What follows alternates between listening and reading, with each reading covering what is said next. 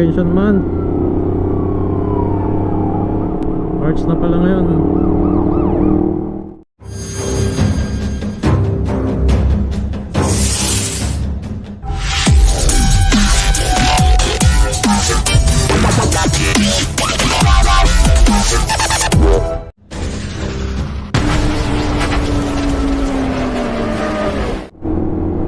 So yun guys, welcome back sa aking YouTube channel. Isang panibagong content na naman ang ating gagawin sa umagang ito.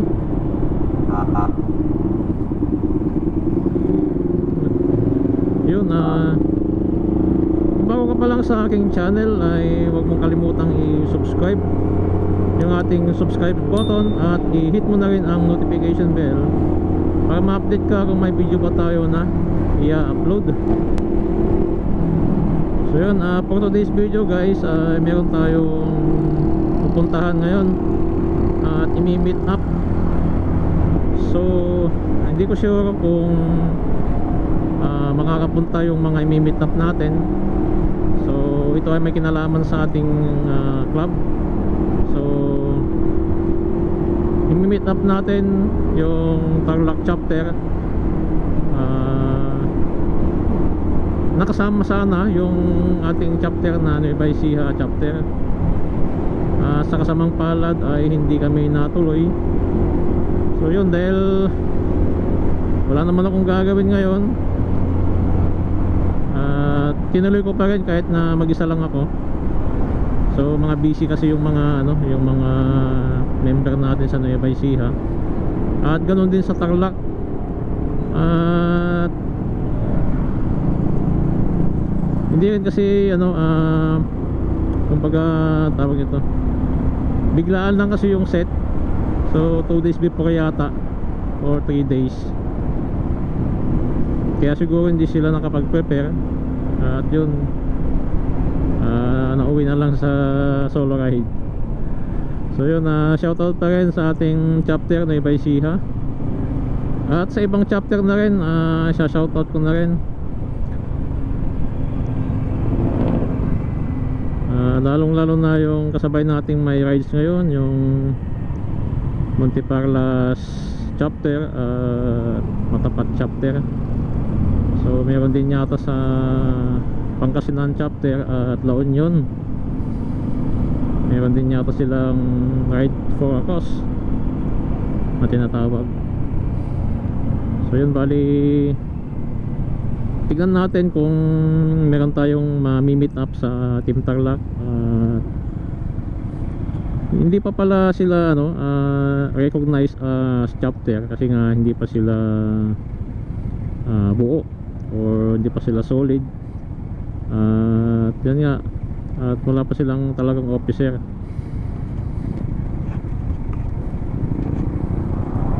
Hindi kasi natutuloy yung mga set nila ng ng meeting. So nagkakaroon ng conflict sa mga schedule sa mga trabaho nila. So naintindihan naman natin, ganoon naman talaga sa umpisa. So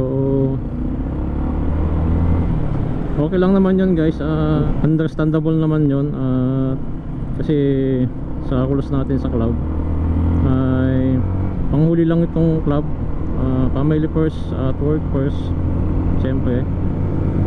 Hindi naman natin sila pwedeng pilitin kung talagang hindi available yung time nila. So yun, ginagawa ko to hindi lang para mag rides. Itatry kong kunin yung loob nila, paparamdam ko sa kanila na sincere tayo na sila ay mabuo. Bagamat hindi tayo authorized na mag-conduct ng meeting, dahil lang may hawak niyan ay ang national officer. So ito ay ko na rin, tawag dito, kumbaga voluntary ko na lang to. Gusto ko din na tulungan na buuin tong Tarlac chapter. Meron namang nagsabi na pupunta, pero hindi natin sure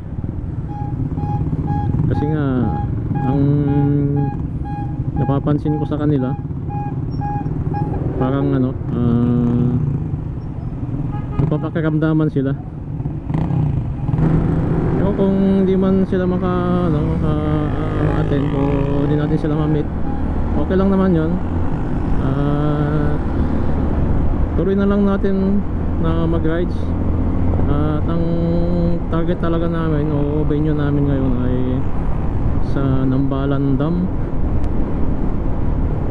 Hindi ko alam kung part siya ng Mayantok o Santig Ignacia, Tarlac. Pero sabi nila part siya ng Mayantok, yung mga taga-Tarlac. So gusto ko rin talagang may pustong Tarlac chapter guys, para ano, para dalo tayong dumami at maging solid. So shoutout ko na rin pala yung national media coordinator natin na si Ma'am Mikay Autovlog. So ano na lang, paki-follow na lang siya sa kanyang Facebook page. At syempre shoutout ko na rin yung buo ng S155 Club of the Philippines, our National President Pres Wes Andrade. Shoutout ko na rin si sector head ng North Luzon, si President ng Pangasinan chapter, si Pres Levy. Ganun din kay Sir Kevin ng Manila chapter, President ng Manila chapter. Shoutout sa iyo, sir. At syempre shoutout ko na rin yung aming President ng NE chapter. So yun, shoutout sa iyo, Pops. At siya sana yung kasama ko, at hindi rin siya nakasama. At meron kasi siyang pinaghahandang endurance. Alam nyo, nakakamiss din yung yung solo ride. Alam nyo yun. Kasi dati wala naman talaga tayong grupo o club na kinabibilangan. At yun, parang hinahanap-hanap din natin yung solo ride. So, masaya din naman yung marami kayo, lalong lalo na meron kayong advocacy. So masarap sa feeling yung yung nakakatulong ka, at the same time is na-enjoy mo yung pag-rides. Tayo pala ay manggagaling dito sa sa Pampanga. So nasa part na ako ng Dao. So yun, ang meeting place namin ay Metro Town Tarlac. So yun, sana mayroon tayong maka-meet up, kahit isa man lang sana sa kanila.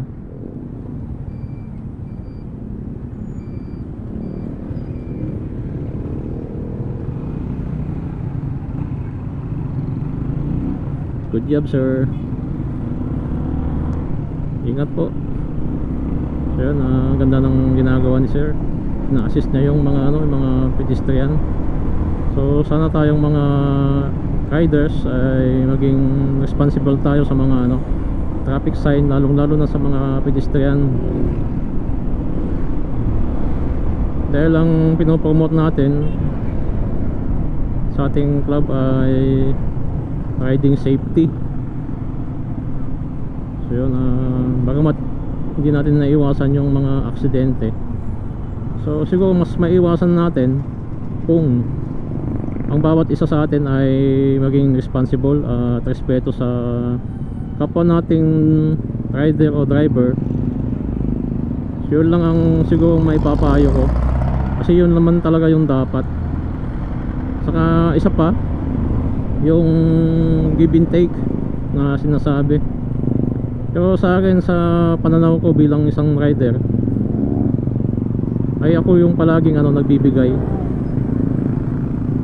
Ganun din sa sa personal na buhay, hindi lang sa bilang isang rider. Pero bilang isang tao, talagang mapagbigay akong tao guys. Hindi ako yung ano, yung mataas ang pride. So kinakain ko yung pride ko para ano, maiwasan yung meron tayong makaalitan na isang grupo o individual. Lahat naman tayo may pride, pero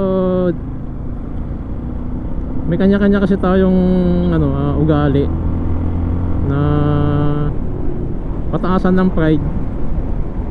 Pero dapat alam natin kung paano natin gamitin yung pride natin. So yun ang ano, yung ang pananaw ko. So dapat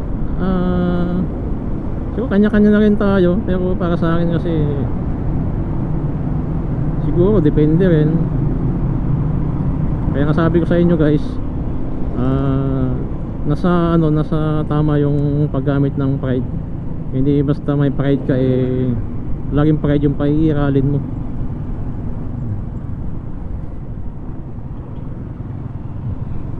Mas maganda kasi guys na laging maging mabuti tayo sa ating kapwa tao, para walang ano, magaan yung sa pakiramdam. May peace of mind tayo palagi.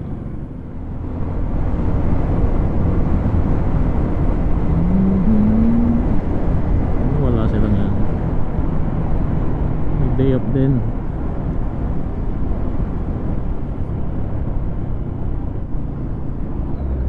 Daming pulis. Tignan natin kung paparahin tayo. Pinapara lang nila yung mga walang helmet.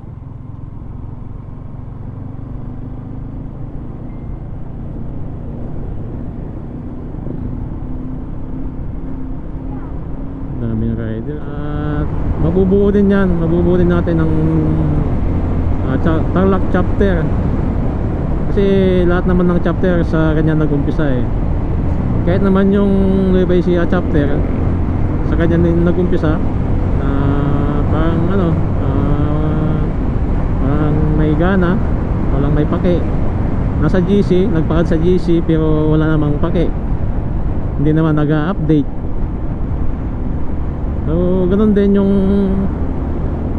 na-experience ng Tarlac.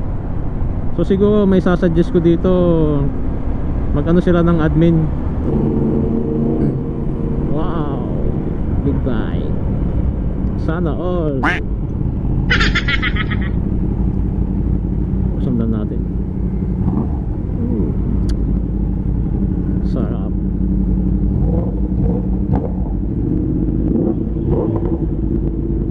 Bomba.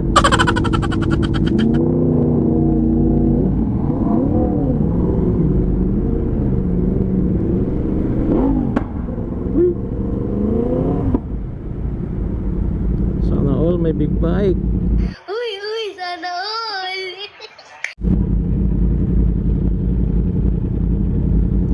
Laki ng gulong Ang big bike pa to.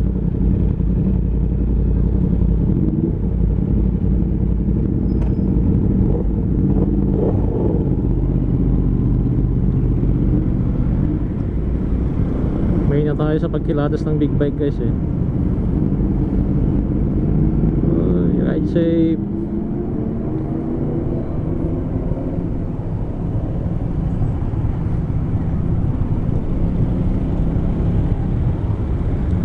Tarlac na pala tayo. Lumampas na tayo ng Luisita. So malapit na rin tayo sa Metro Town. 5 minutes later.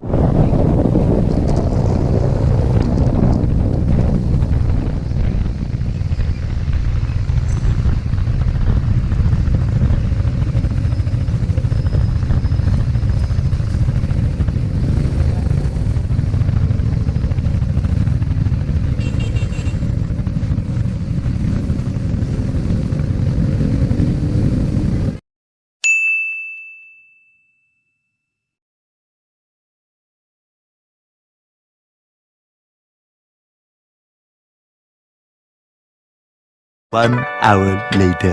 So yun guys, hindi na ako sumipot ng mga ano ko. yung mga kamistap ko. So nag-decide ako na mag-isa na lang pumunta sa venue namin. Napag-usapan sana yung pupuntahan namin sa Balang Club. So nandito na lang din tayo, kailangan naman tayo nahabol. So pupuntahan na lang natin. Gusto ko rin naman nagduwaliw. So yun, better luck next time, Team Tarlac. Sana sa susunod yung isa lang. Dahil ito man nga tama ito yung nag-up ko. So siguro nag-alangan. So yung susunod pa naman,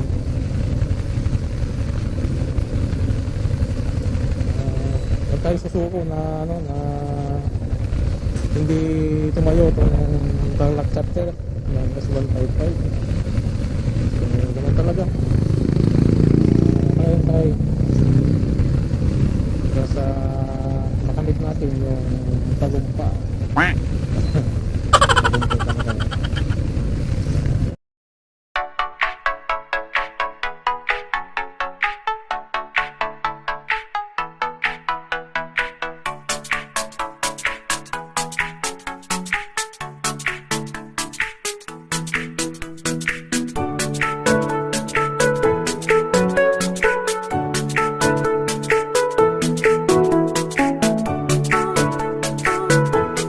One hour later. Dito ay papasok na ako ng bayan ng Mayantok, Tarlac.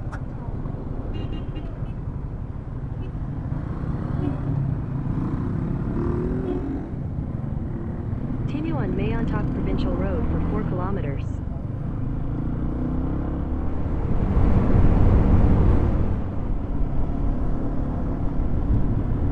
Ito na yata yung ilog eh.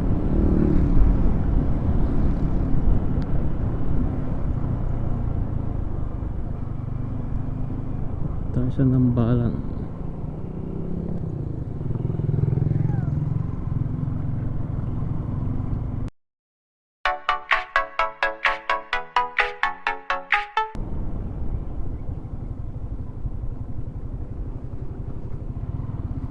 Continue on Taldiapan Barangay Road for 800 meters.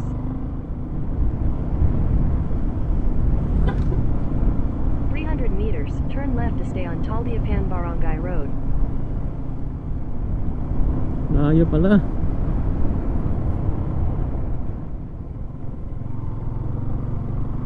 Continue for 1 kilometer.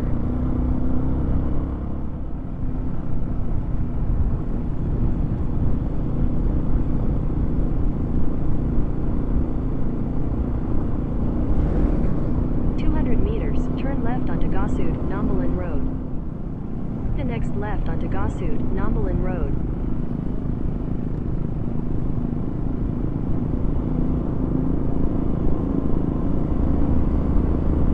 Meters, turn right.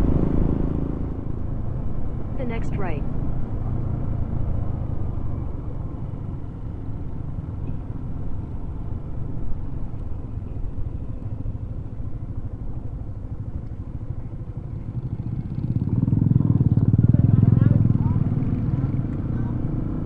Meters, turn right. The next right, then turn left.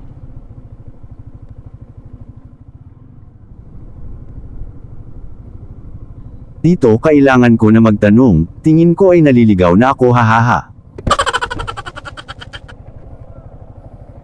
Patay no tayo dade ko ah. Dam. Oo. Dito ang daan. Mali pala yung pasok ko. Salamat.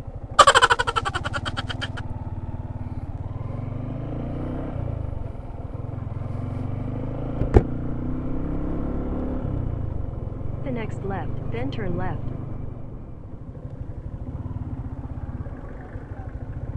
Left. Continue for 800 meters. Dito ay kinakabahan ako kasi 1 bar na lang ang gasolina ko at parang gusto ko na bumalik, hahaha. Layo pala. Napasubo ako ah.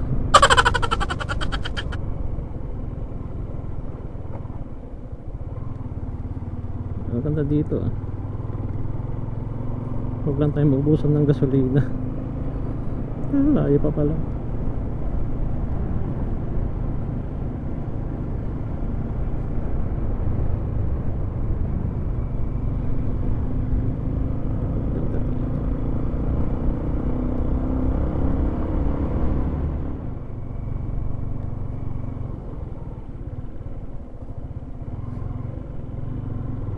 Continue on Barangay Road for 1 kilometer.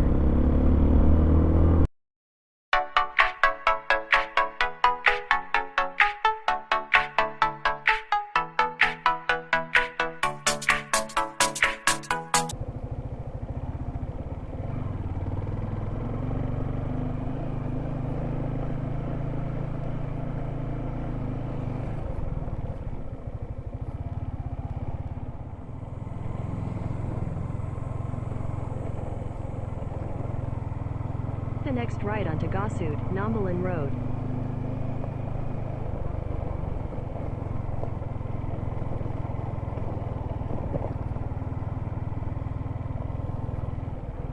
Ito pala yun.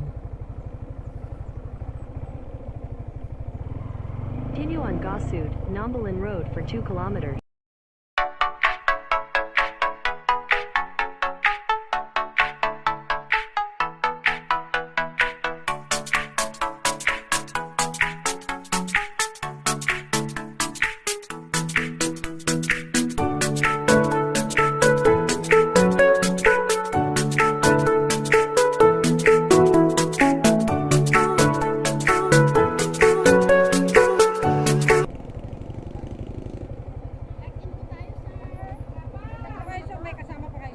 Mag-isa lang po, sightseeing lang po.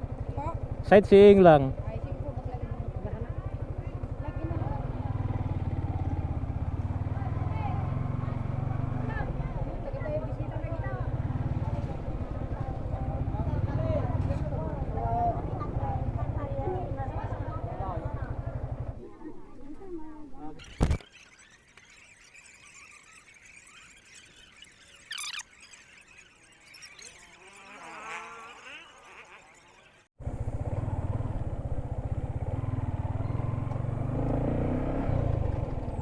$300 meters.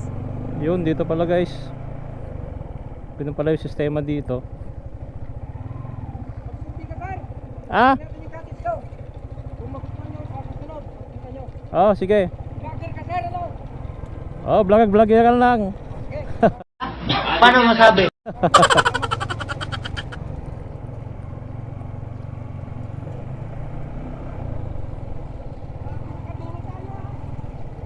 Pinakadulo tayo.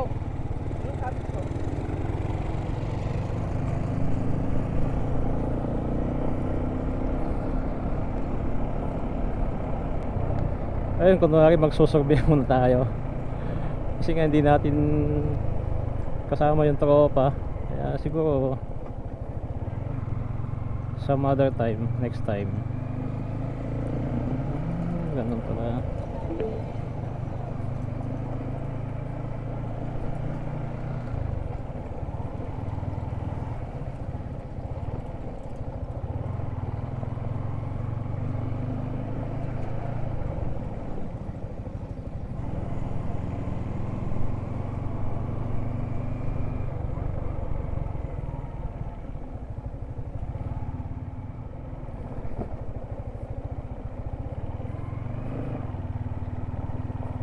Wala na tayong gas. Wow.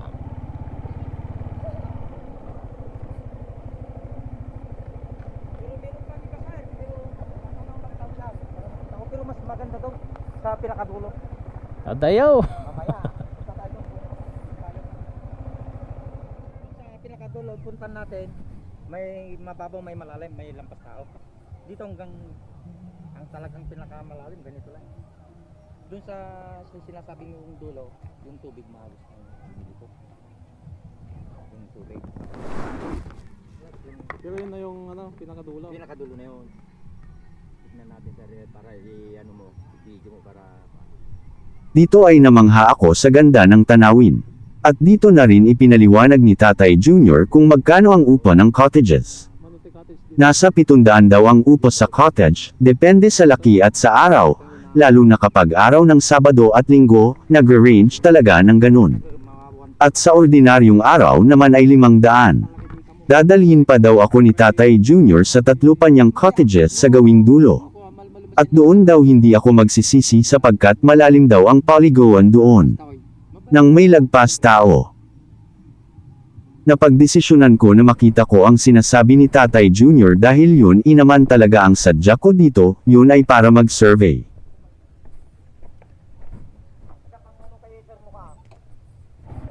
Doon muna tayo sa pinakadulo.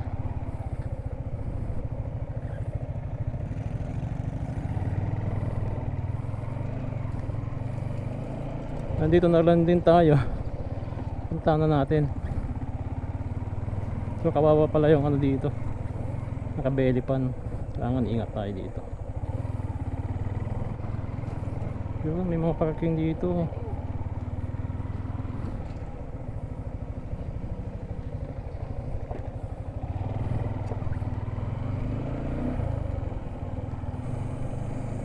Ganito pala.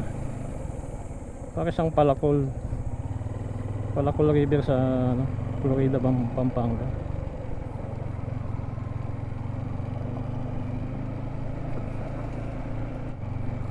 Dami din pumupunta dito Ay, hapon na tayo. Ay, tanghali na. Mali pala yung binigay na address sa akin. Hindi pala siya part ng Santa Ignacia. May antok talaga siya. Although may barangay Nambalan sa Santa Ignacia, pero hindi pala yun. Kasi yun ang lumalabas sa map. Yun pala, may iba pa palang lugar. Okay na rin yung yung sinurvey muna natin. Kunwari. Kawawa ang belly pan. Oh no!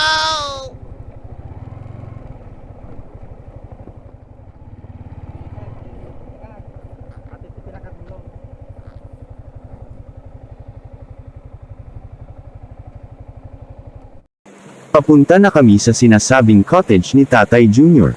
Tama nga ang sabi niya. Maganda nga pala talaga dito sa part na to.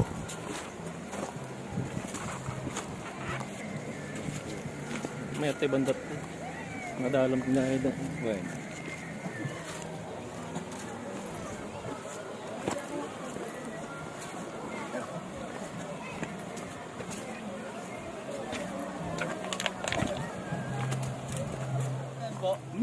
Dito ay in-interview ko muna si Tatay Junior tungkol sa mga kapatid natin mga Aita. I-record ko na. Pwedeng i-post. Medyo sila mailang. Kumbaga, kasi nung unang Pero dito talaga nakatira yung mga yan. sa mga bundok-bundok Tapos bumabala sila dito. pumunta dito. Pero yung nakikitira lang dito sila nakikitira kay board member Rasalan. Pag nabagyo kasi sila sa taas, bababa sila sa medyo baba. Kung kung umulan, pumunta dito sila kasi naano sila parang kung ba hindi makatawid. Ganun. Mahirap ang buhay nila yan, mga Aita. Pero sanay na yung mga yun. Kung baga, yung kita nila ngayon, umutang na sila para nabalian na para may pabili lang ng bigas. Pero marami pong residential ng Aita dito. Yan. Dito sa mga madadaanan. Oo. Pero mababait sila lahat. Sila Mabait mga yan. nakangiti sila. Itinor na rin pala tayo ni Tatay Junior sa komunidad ng mga kapatid nating mga Aita. Dito pala yung mga bahay ng mga Aita. Makikita natin dito na nakapayak ng mga pamumuhay nila dito. Ganito ang naabutan kong pamumuhay dati. Noong ako'y bata pa, yung lampara lang ang gamit na ilaw at kahoy pa ang ginagamit sa pagluluto. Marami siguro ito. Dami pala.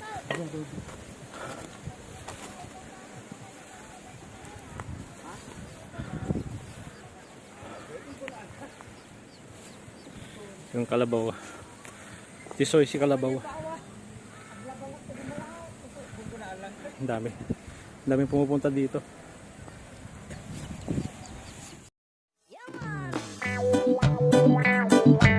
Trouble by fashion.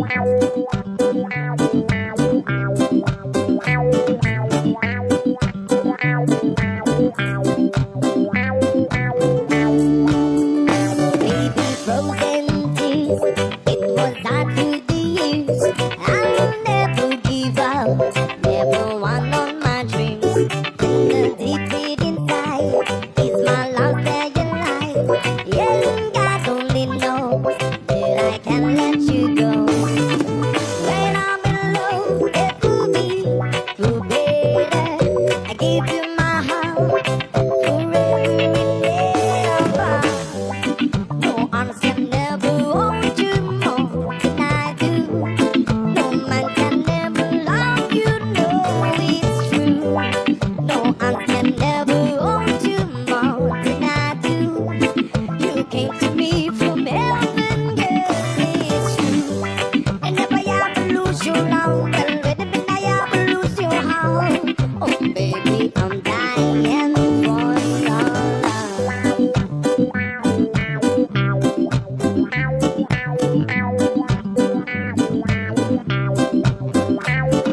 Feel the positivity of reggae flavor, reggae vibes. What's up? Baby, I am alone, and I have to be strong. But now, baby, I cry, silent tears without pride. And I can't hold on to the feeling that's gone, and there's nothing to lose. 'Cause I am playing